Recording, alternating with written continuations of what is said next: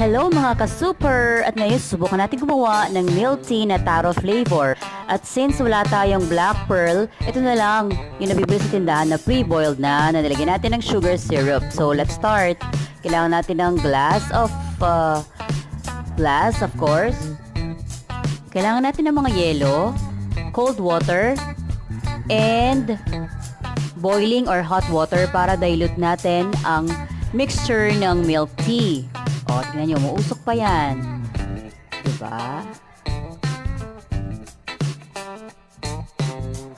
So, next, tunawin natin yung milk tea mixture na Nestle, nasa pack, sa mainit na tubig dahil mas madali itong malusaw kapag hot water. You just have to make sure na ingatan natin ang mga kids na sa paligid natin. So, haluin natin mabuti hanggang sa malusaw ito completely.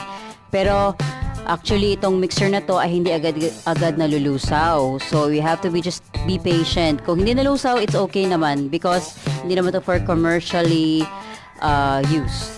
So, next step, lalagyan natin tapioca pearls again. Pwede kayong gumamit ng black pearls. But since we don't have black pearls at mas mahal po yun, we switch on to yung usual.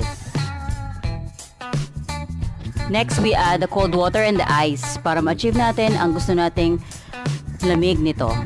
Enjoy! Presenting ang ating homemade na milk tea with taro flavor by Nestle.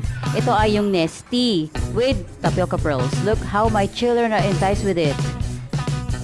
Tingnan natin, may kilig factor si Daddy.